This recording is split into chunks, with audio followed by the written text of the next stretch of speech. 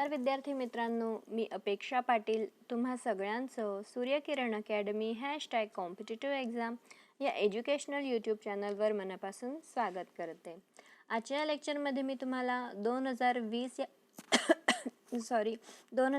या वर्षामधील डिसेंबर महिन्यातील अशा काही घडामोडींबद्दल सांगणार आहे की ज्या घडामोडीच्या आधारावर आपल्याला 2022 मध्ये येणाऱ्या प्रत्येक कॉम्पिटिटिव्ह एक्झाममध्ये आपल्याला प्रश्न विचारलेले बघायला मिळतील. आणि आज मी तुम्हाला जे पण काही मुद्दे सांगणार आहे त्या मुद्द्यांच्या आधारावर या लेक्चरच्या शेवटी मी तुम्हाला काही प्रश्न विचारेल.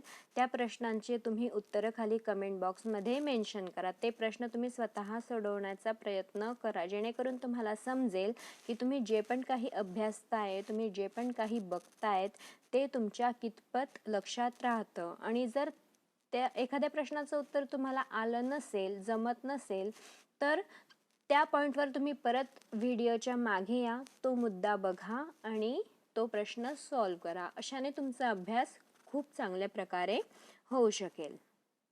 आणि आपल्या या चॅनलवर जे पण काही शिकवलं जातं याच्या जर तुम्हाला प्रॉपर नोट्स हव्या असतील तर आपलं टेलिग्राम चॅनल आहे, त्याचं नाव आहे सूर्यकिरण अकॅडमी #कॉम्पिटिटिव्ह एक्झाम. त्या टेलिग्राम चॅनलवर तुम्ही जाऊन जॉईन होऊ शकता. तिथे तुम्हाला या चॅनलवर जे पण काही शिकवलं जाईल त्या संबंधीच्या सगळ्या नोट्स तुम्हाला तिथे उपलब्ध होतील. तर चला मग आजच्या लेक्चरला आपण सुरुवात करूया. आजच्या लेक्चरमधली पहिली न्यूज आहे डिसेंबर 2020 मधील लोणार सरोवर ही राज्यातील दुसरी रामसर पाणथळ साईट म्हणून घोषित करण्यात आलेली आहे. हे लोणार सरोवर जे आहे आपल्या महाराष्ट्रातलं, ते काय म्हणून घोषित झालं आहे तर रामसर पाणथळ साईट. आणि हे कितवं बनलंय राज्यातलं दुसरं.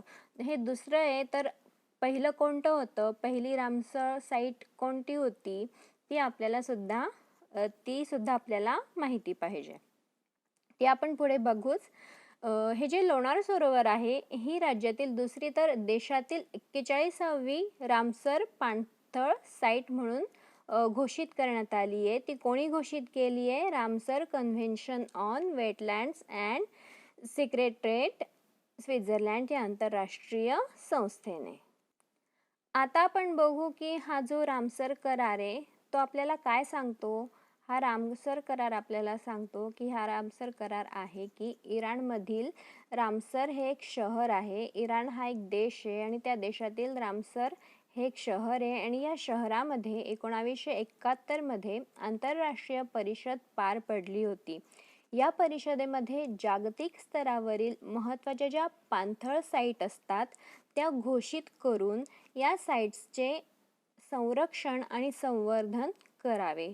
संपूर्ण जगामध्ये अशी जी ठिकाणं आहे की जे दलदलीचे ठिकाणं आहेत, जी पाणथळ जागा आहे, अशा जागा सिलेक्ट करून त्यांची घोषणा करायची. आणि त्या घोषणा केल्यानंतर ते जे साईट्स असतात तो जो प्रदेश असतो त्याचं संरक्षण करून त्याचं संवर्धन करावं. कारण की अशा जागेमध्ये जैवविविधता खूप आढळून येते. असा हा महत्त्वपूर्ण करार करण्यात आला होता. कधी करण्यात आला होता हा रामसर करार? 1971 मध्ये. आता आपण बघू की महाराष्ट्रातलं पहिलं रामसर पाणथळ साईट कोणतं होतं. ते होतं नांदूर मधमेश्वर. आपल्या महाराष्ट्रातील पहिलं रामसर पाणथळ जागा होती ती आहे नांदूर मधमेश्वर. आणि हे जे ठिकाण आहे ते आपल्या महाराष्ट्रातील नाशिक या जिल्ह्यामध्ये आहे. आता आपण बघू लोणार सरोवराबद्दल. या सरोवराच्या आजूबाजूच्या परिसरामध्ये पक्ष्यांच्या एकूण किती प्रजाती आहेत? त्या आहेत 160. आणि जे सरपटणारे प्राणी असतात या सरपटणाऱ्या प्राण्यांच्या एकूण 46 प्रजाती या सरोवराच्या आजूबाजूला आहेत. आणि इतर जे प्राणी आहेत त्या प्राण्यांच्या 12 प्रजाती या लोणार सरोवराच्या परिसराच्या आजूबाजूला आहे. हे जे लोणार सरोवर आहे त्याची खोली किती आहे बरं? त्याची खोली आहे 137 मीटर आणि त्याचा व्यास आहे 1.80 मीटर. आणि क्षेत्र किती बरं त्याचं? ते आहे 113 हेक्टर. आता आपण पुढची न्यूज बघू. ती आहे की देशात सर्वाधिक आयुष्मान भारत केंद्र महाराष्ट्रात. आता सर्वात आधी आपण हे बघू की आयुष्मान भारत केंद्र नेमकं काय. आयुष्मान भारत योजना कधी सुरू झाली आणि तिचा उद्देश काय होता. सार्वजनिक आरोग्य सेवांचा जो लाभ आहे तो शेवटच्या व्यक्तींपर्यंत पोहोचावा आणि यासाठी आयुष्मान भारत या योजनेची सुरुवात करण्यात आलेली होती. आणि ही जी योजना सुरू करण्यात आली होती आयुष्मान भारत योजना, तर ती कोणी केली होती. सेंट्रल गव्हर्नमेंटने, आपल्या भारत सरकारने सुरू केली होती. आणि ती कधी सुरू केली होती. 2018 मध्ये. या अंतर्गत म्हणजे कशा अंतर्गत हे आयुष्मान भारत जी योजना आहे याच्या अंतर्गत देशामध्ये 50,000हून अधिक आयुष्मान भारत आरोग्य व कल्याण केंद्रे कार्यरत आहे. यांपैकी सर्वाधिक केंद्र आपल्या महाराष्ट्रामध्ये आहेत आणि ते किती आहे. 6,381 एवढे केंद्र आपल्या महाराष्ट्रामध्ये आहे. आणि हे जे 6,381 जे केंद्र आहे त्यापैकी 1,825 प्राथमिक आरोग्य केंद्र आहेत आणि ते निम शहरी भागात आहे. नंतर आहे 4,117 सहाय्यक आरोग्य केंद्र जे की दुर्गम भाग किंवा ग्रामीण भागात आहेत. नंतर 439 एवढे केंद्र शहरी प्राथमिक आरोग्य केंद्र आहेत आणि ते कोणत्या भागात कार्यरत आहेत. महानगरपालिका या भागामध्ये ही केंद्रे, शहरी प्राथमिक आरोग्य केंद्रे कार्यरत आहेत. आता आपण पुढची न्यूज बघू. भ.प. बद्रीनाथ तनपुरे यांना राज्य शासनाचा ज्ञानोबा तुकाराम पुरस्कार जाहीर करण्यात आला, त्यांना देण्यात येईल. आता हा जो पुरस्कार आहे ज्ञानोबा तुकाराम पुरस्कार तो आपल्या महाराष्ट्र शासनाच्या वतीने दिला जातो. राज्य शासन म्हणजे महाराष्ट्र राज्य शासनाच्या वतीने संत साहित्यांसाठी म्हणजे संतांवर आधारित जे साहित्य असतात त्यांसाठी तसेच मानवतावादी कार्यासाठी दिला जाणारा हा जो पुरस्कार आहे तो सन 2019-20 साठीचा ज्ञानोबा तुकाराम पुरस्कार भ.प. बद्रीनाथ महाराज तनपुरे यांना घोषित करण्यात आलेला आहे. आता हा जो पुरस्कार आहे तो कोणाला दिला जातो की संतांवर आधारित जे साहित्य लिहिलेले जातात किंवा मानवतावादी जे कार्य असतं त्याच्यासाठी जे व्यक्ती योगदान देतात त्यांना हा पुरस्कार दिला जातो, ज्ञानोबा तुकाराम पुरस्कार. आता हा पुरस्कार कधी घोषित करण्यात आला तर तो घोषित करण्यात आला कार्तिकी एकादशीच्या दिवशी. कार्तिकी एकादशीचे औचित्य साधून सांस्कृतिक कार्यमंत्री अमित विलासराव देशमुख यांनी या पुरस्काराची घोषणा केली होती. आणि हा जो पुरस्कार आहे या पुरस्काराचे स्वरूप काय असते बरं की ह्या पुरस्काराचे स्वरूप आहे 5 लाख रुपये, मानपत्र आणि मानचिन्ह असं ह्या पुरस्काराचं स्वरूप आहे. आणि हा पुरस्कार ह्या वर्षी कोणाला देण्यात आला. भ.प. बद्रीनाथ तनपुरे या व्यक्तींना. आता पुढची न्यूज आहे. देशात प्रथमच महाराष्ट्र शासनाचे इन्क्युबेशन केंद्र, इन्क्युबेशन सेंटर. आता हे कशासाठी चालू करण्यात आलंय बरं की जे उद्योजक असतात की जे नवीन उद्योगांना सुरुवात करतात आणि नाविन्यपूर्ण स्टार्टअप्स जे असतात त्यांना आवश्यक पायाभूत सुविधा आणि पूरक वातावरण मिळावे यासाठी देशात प्रथमच आपल्या पूर्ण भारतामध्ये प्रथमच ते पण कुठे आपल्या महाराष्ट्रामध्ये देशात प्रथमच महाराष्ट्र शासनाने जागतिक दर्जाचे इन्क्युबेशन सेंटर, इन्क्युबेशन केंद्र स्थापन करण्याचे नियोजित केले आहे. आता यासाठी म्हणजे कशासाठी. या इन्क्युबेशन केंद्रासाठी न्यूयॉर्कमधील कॉर्नेल विद्यापीठ सोबत सामंजस्य करार करण्यात आलेला आहे. हे जे इन्क्युबेशन सेंटर सुरू करायचं आहे, तर हे सेंटर सुरू करण्यासाठी आपलं महाराष्ट्राचं राज्य शासन आणि न्यूयॉर्क हे अमेरिकेमध्ये आहे, अमेरिकेमधील न्यूयॉर्कमधील कॉर्नेल विद्यापीठासोबत हा सामंजस्य करार करण्यात आला आहे आणि त्यानुसार हे इन्क्युबेशन सेंटर सुरू केलं जाईल. आणि अशा प्रकारे आंतरराष्ट्रीय विद्यापीठासोबत करार करून इन्क्युबेशन सेंटर स्थापन करणारे आपल्या भारतातील महाराष्ट्र हे पहिलेच राज्य ठरले आहे. ही अशी गोष्ट आहे की जी पहिल्यांदाच घडली आहे, त्यामुळे ही गोष्ट तुम्ही जास्तीत जास्त लक्षात ठेवण्याचा प्रयत्न करा, कारण की कुठलीही गोष्ट पहिल्यांदा घडलेली असेल त्यावर आयोगाचा जास्त लक्ष असतं आणि त्या आधारावर आपल्याला जास्तीत जास्त प्रश्न विचारले जाण्याची शक्यता असते. म्हणून हा मुद्दा तुम्ही जास्तीत जास्त लक्षात ठेवण्याचा प्रयत्न करा. आता आपण बघू पुढची न्यूज. ती आहे पुण्यातील उद्योजिका जयश्री यादव यांना गुलाबाच्या पाकळ्यांपासून वाईनची निर्मिती करण्याचे पेटंट मिळालेले आहे. या ज्या जयश्री यादव आहे यांनी गुलाबाच्या पाकळ्यांपासून वाईनची निर्मिती केली आहे. जे गुलाबाच्या पाकळ्या असतात त्या पाकळ्यांपासून ह्या वाईनची निर्मिती केलेली आहे आणि त्यांनी हे जे संशोधन केलंय त्यांच्या या संशोधनावर त्यांना पेटंटही मिळालेले आहे. फुलापासून वाईन निर्मिती करणाऱ्या राज्यातील पहिल्या उद्योजिका ठरल्या आहेत.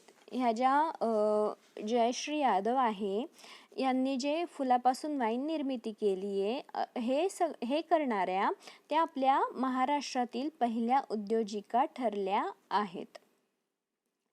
या संशोधनाचे वैशिष्ट्य हे आहे की देशी वाणाच्या गुलाबापासून वाईन तयार करण्यात आले आहे. देशी वाण म्हणजे जे देशी गुलाब जे असतात त्या गुलाबांच्या पाकळ्यांपासून ही जी वाईन आहे ती तयार करण्यात आलेली आहे.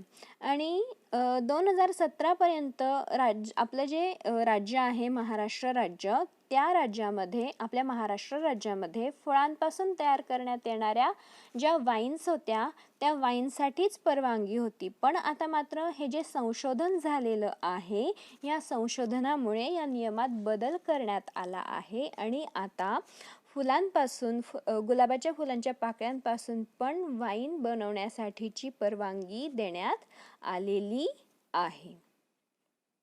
आता आपण पुढची न्यूज बघू. ती आहे देशातील पहिले आंतरराष्ट्रीय क्रीडा विद्यापीठ महाराष्ट्रामध्ये.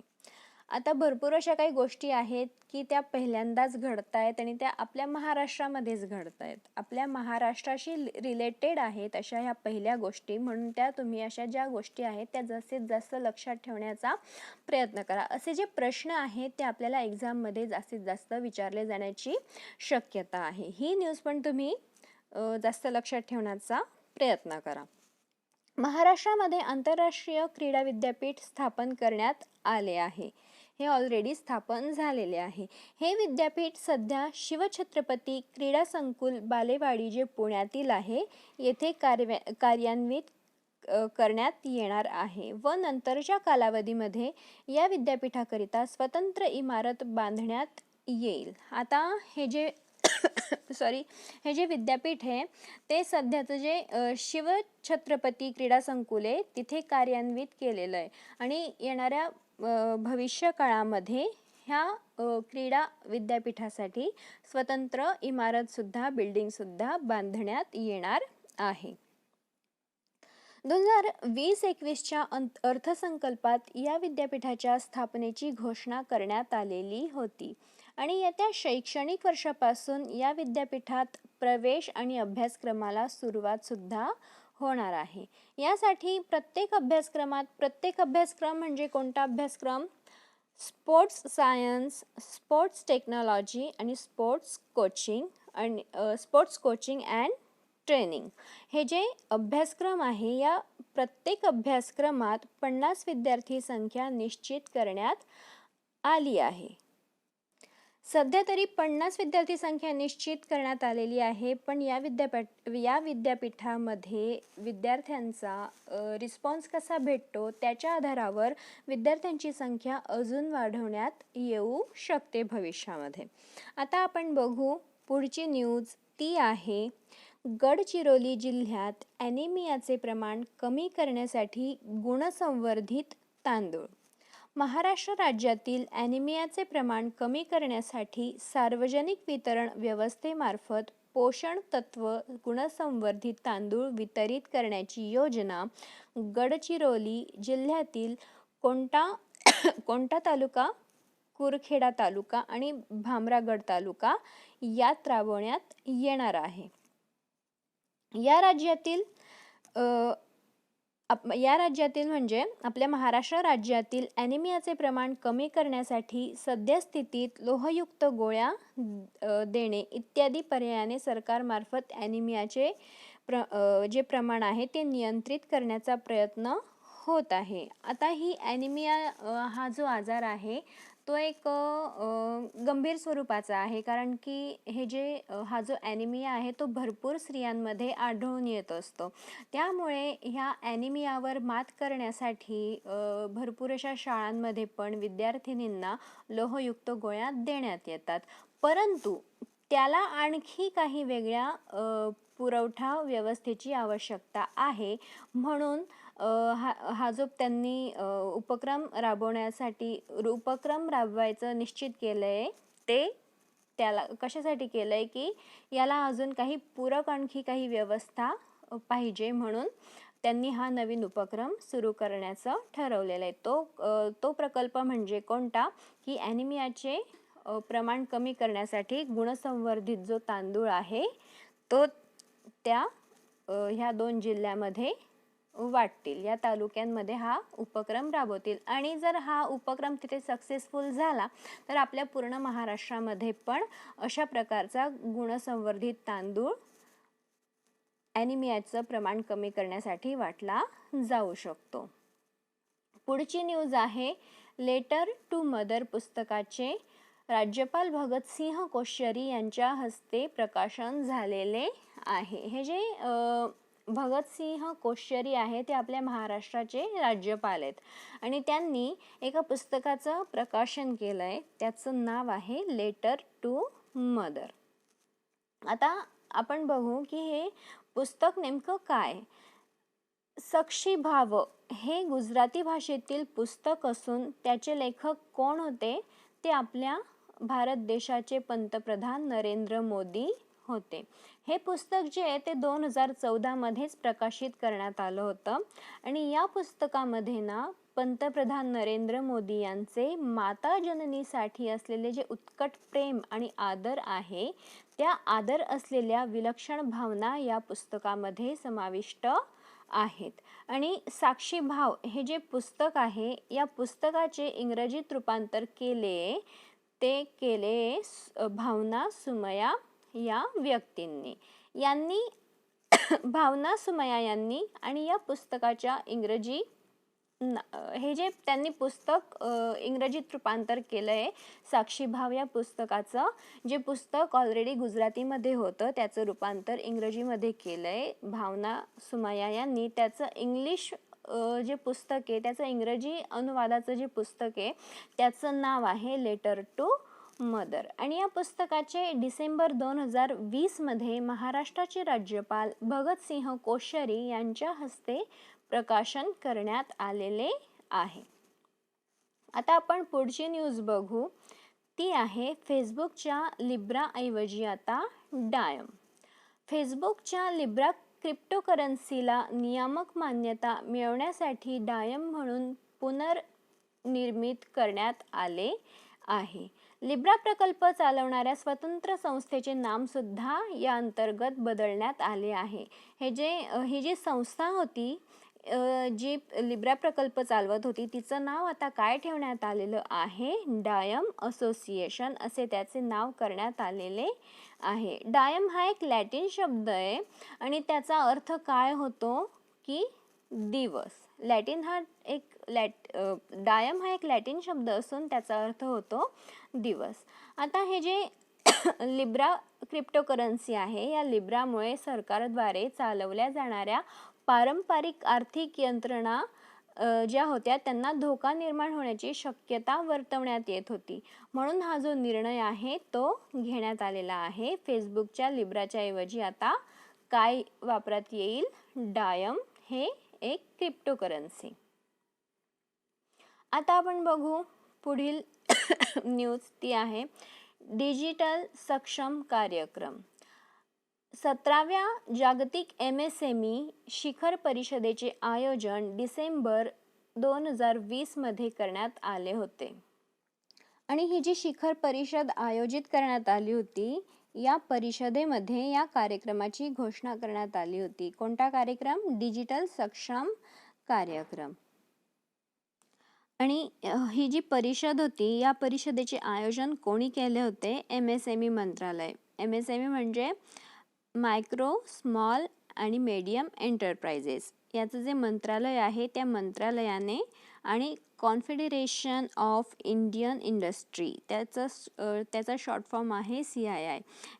ही जी संघटना आहे, ही संघटना आणि हे मंत्रालय MSME मंत्रालय या दोघांनी मिळून ही जी परिषद होती त्याचं आयोजन केलेलं होतं.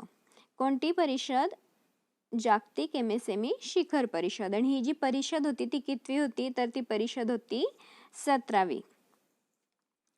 हा कार्यक्रम राबवण्यासाठी CII म्हणजे हेच confederation of Indian industry, Mastercard आणि नॅशनल इन्स्टिट्यूट ऑफ MSME यांच्यात सामंजस्य करार करण्यात आलेला आहे. हा जो कार्यक्रम आहे तो राबवण्यासाठी, त्याचं इम्प्लिमेंटेशन करायसाठी 3 संस्थांमध्ये करार करण्यात आलेला आहे, सामंजस्य करार. कोणत्या 3 संस्था? CII, मास्टरकार्ड आणि नॅशनल इन्स्टिट्यूट ऑफ MSME. आणि हा जो कार्यक्रम आहे तो सुरू करण्यामागचा उद्देश काय आहे बरं?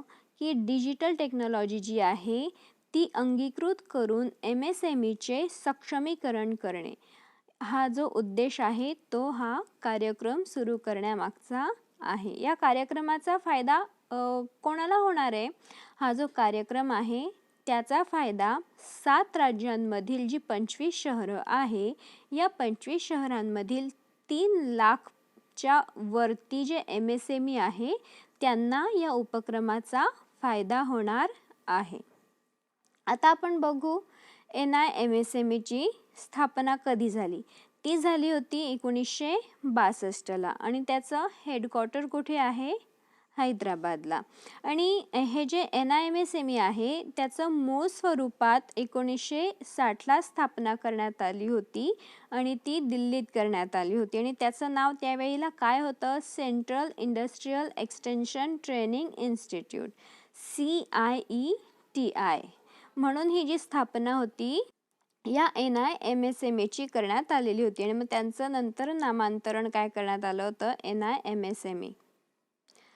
आता आपण बघू हे जे कॉन्फेडरेशन ऑफ इंडियन इंडस्ट्री आहे त्याबद्दल. ही जी संस्था आहे त्याची स्थापना 1895 मध्ये करण्यात आली होती. म्हणजे आपल्या भारताला स्वातंत्र्य मिळण्याच्या आधी ही जी संस्था होती ती स्थापन करण्यात आली होती 1895ला. आणि ती कुठे स्थापन करण्यात आली होती? नवी दिल्ली येथे. आणि जी ही संस्था आहे CII, त्याचं ब्रीद वाक्य काय आहे? Charting change enabling development. आणि ही जी संस्था आहे ती ना नफा या तत्वावरील खाजगी संस्था आहे, एक प्रायव्हेट संस्था आहे. आणि ही जी संस्था आहे यामध्ये शिक्षण, राजकारण, उद्योग हे जे क्षेत्र आहे या क्षेत्रातील तज्ज्ञांचा या संस्थेमध्ये समावेश करण्यात आलेला आहे. आता आपण बघू मास्टरकार्ड बद्दल. हे जे मास्टरकार्ड आहे त्याची स्थापना अमेरिकन वित्त कंपनीने केली होती आणि ती कधी केली होती? 1966ला. आता आपण बघू पुढची न्यूज, ती आहे आग्रा मेट्रो प्रकल्प बांधकामाचे उद्घाटन झालेले आहे त्याबद्दल. हा जो आग्रा मेट्रो प्रकल्प आहे त्याचा जो फेज 1 आहे त्याच्या बांधकामाचे उद्घाटन करण्यात आले आहे आणि ते उद्घाटन कोणी केले? आपल्या भारताचे पंतप्रधान श्री नरेंद्र मोदी यांनी. आणि यांनी हे उद्घाटन कधी केले? 7 डिसेंबर 2020 रोजी. आणि कोरोनाच्या महामारीमुळे हे जे उद्घाटन आहे त्यांनी ते व्हिडिओ कॉन्फरन्सिंगद्वारे केले होते. आता हा जो प्रकल्प आहे आग्रा मेट्रो प्रकल्प त्याचं वैशिष्ट्य काय आहे बरं? की हा जो प्रकल्प आहे त्याची लांबी किती आहे?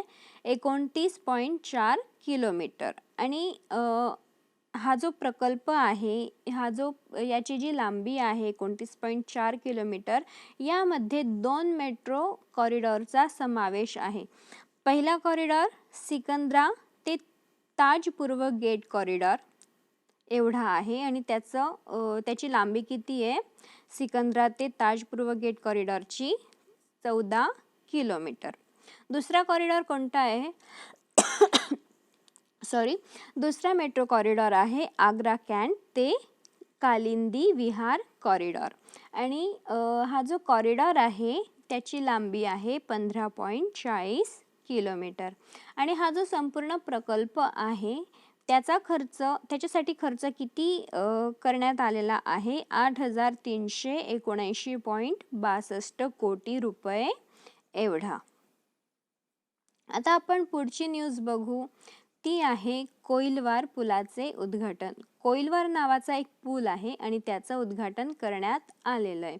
हा जो कोइलवार पूल आहे तो बिहारमधला आहे. बिहारमधील सोन नदीवरील नूतनीकरण केलेल्या कोइलवार पुलाचे 10 डिसेंबर 2020 रोजी केंद्रीय रस्ते वाहतूक आणि महामार्ग मंत्री नितीन गडकरी यांच्या हस्ते उद्घाटन करण्यात आले.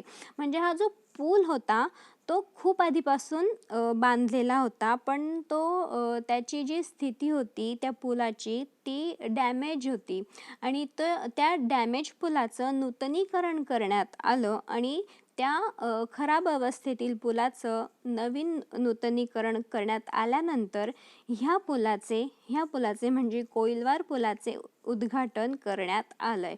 आणि ते कधी करण्यात आलंय? ते उद्घाटन कधी करण्यात आलंय? 10 डिसेंबर 2020 या दिवशी. आणि ते कोणी केलंय? नितीन गडकरी यांनी. आणि हे नितीन गडकरी कोण आहे? ते केंद्रीय रस्ते आणि वाहतूक महामार्ग मंत्री आहेत. यांनी या पुलाचं उद्घाटन केलेलं आहे. हा पूल जो आहे हा पूल UP म्हणजेच उत्तर प्रदेश आणि बिहार हे जे 2 राज्य आहे या 2 राज्यांदरम्यानचा एक दुवा आहे.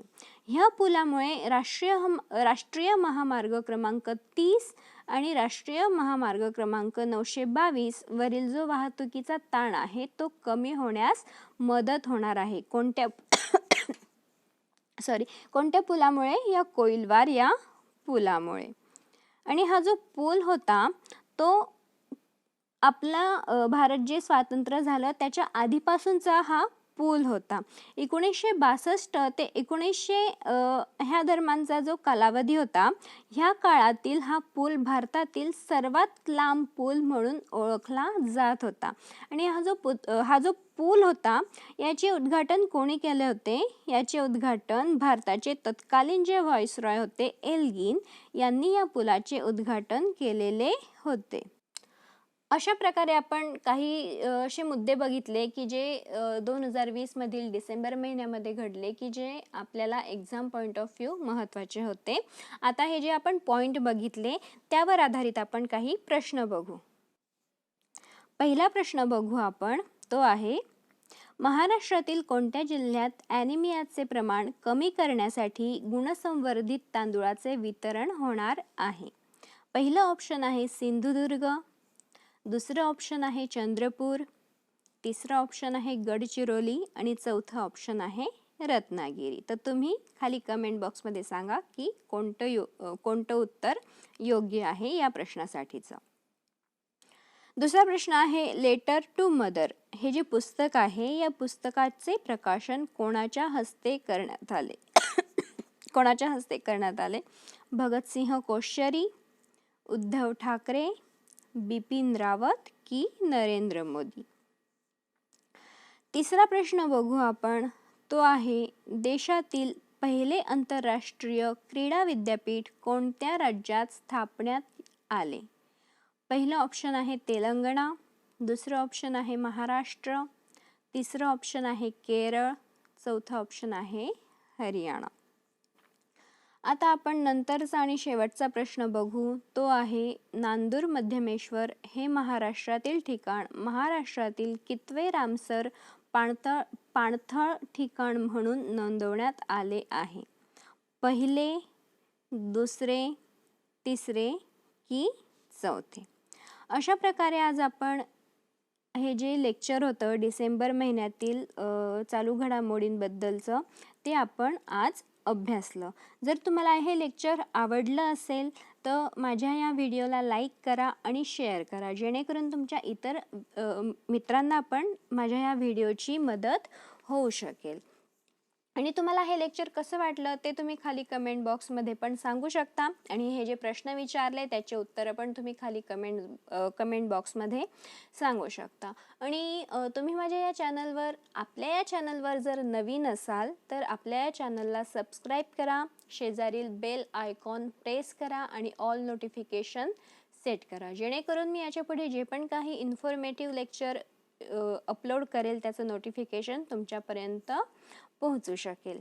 आजच्या लेक्चरमध्ये आपण इथेच थांबूया. भेटूया नेक्स्ट लेक्चरमध्ये. जय हिंद, जय महाराष्ट्र. थँक्यू.